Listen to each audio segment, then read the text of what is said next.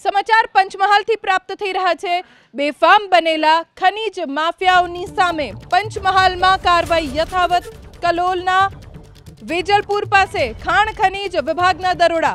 ગેરકાયદે માટી કપચી ભરેલા 3 ડમ્પર જપ્ત કરવામાં આવ્યા। ખાણ ખનીજ વિભાગની કાર્યવાહીથી માફિયાઓમાં ફફડાટ ફેલાઈ ગયો છે। કાલોલના વેજલપુર પાસે ખાણ ખનીજ વિભાગે દરોડા પાડ્યા।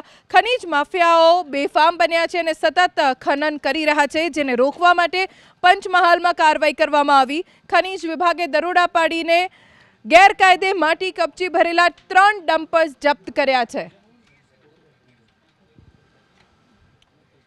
સમાચાર ગીર સોમનાથથી પ્રાપ્ત થઈ રહ્યા છે। ઉનામાં એસડીએમએ દરોડાની કાર્યવાહી હાથ ધરી છે। પથ્થરની ગેરકાયદે ખાણ પર ડેપ્યુટી કલેક્ટરની ટીમ ત્રાટકી। 3 વાહનો સહિત મુદ્દામાલ જપ્ત કરવામાં આવ્યો છે। ગીર સોમનાથના ઉનાના રાતડ ગામમાં એસડીએમએ આ કાર્યવાહી હાથ ધરી છે।